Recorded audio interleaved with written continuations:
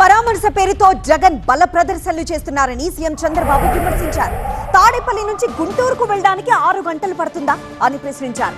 Jagan road మీదకొచ్చి rowdyism చేసి ప్రజల్ని ఇబ్బంది పెట్టారన్నారు.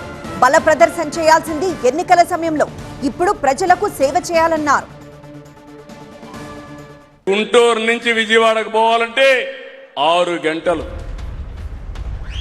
రోడ్లో ఇంకెవరు పోవడానికి వీలు లేదు.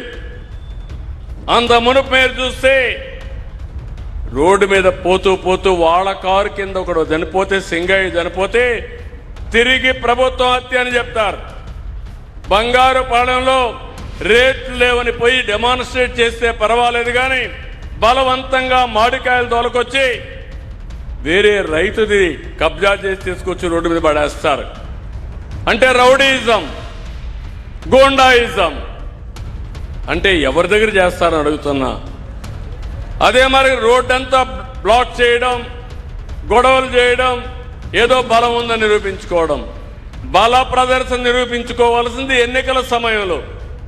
మిగిలిన సమయంలో ప్రజలకు సేవ చేయడంలో ఏదైనా కానీ తప్పులు చేస్తే చెప్పడంలో మీరు ముందుకు రండి, కానీ తప్పుడు విధానాల ద్వారా వస్తే మాత్రం ఈ ప్రభుత్వం క్లియర్గా ఉండాలనా లేదా తమ్ముళ్ళని అడుగుతున్నా మిమ్మల్ని అందరినీ.